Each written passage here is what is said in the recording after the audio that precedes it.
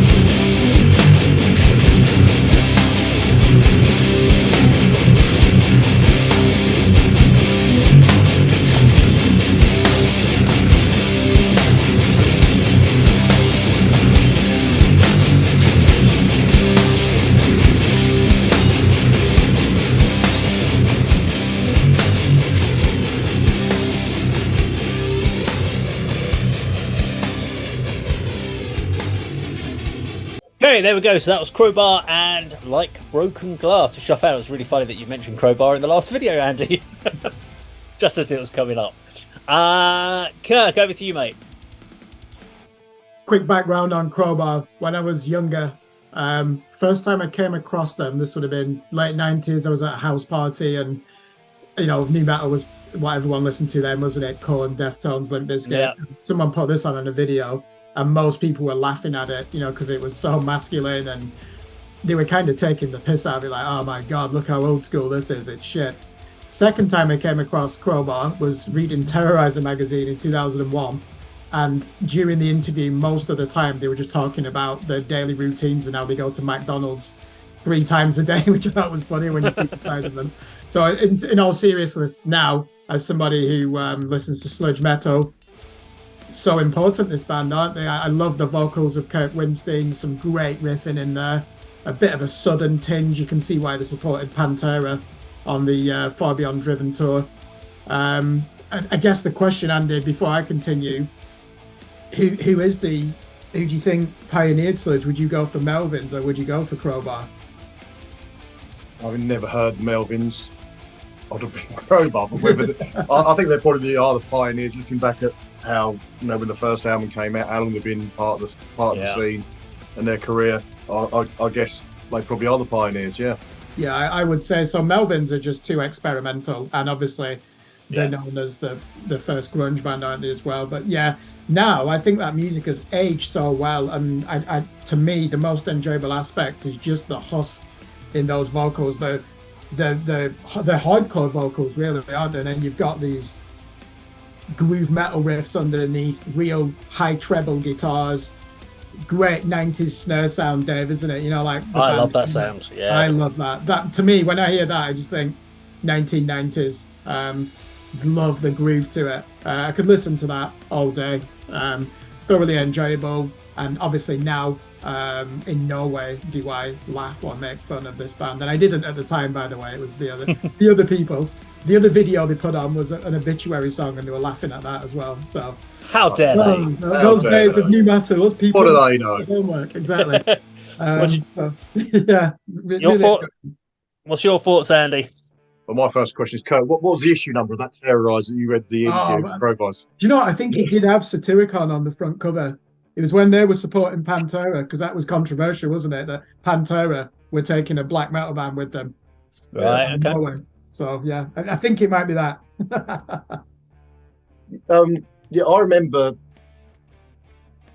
when Crowbar first came out. I think one of my friends had their first album, and he used to play it on cassette in his car, and it's like, I didn't sort of get into it at that time because I was sort of, in the sort of thrash and death metal. I wasn't quite into doom and the sludge. But we mentioned earlier in one of our other videos about how long Derek Green has been in Sepultura and knocking on 30 years. I've had a quick look at the discography, and the first Crowbar album I sort of listened to and owned was Oddfellows Rest, and that's 1998. That's only sort of 10 years old, surely. You know what I mean? What's 25 years, mate. It's incredible, but yeah. Quarter of a century. There you go. No, it's unreal. Kirk, you said about the music has aged really well. The video hasn't. You can place that in mid-90s, can't you? But yeah, what a great band. Let's say Oddfellows Rest is the first album I've got. I've got subsequent ones, but I haven't really been following Crowbar. Another one of those bands that kind of passed me by when I should have really got into it, because this is my sort of stuff all day long.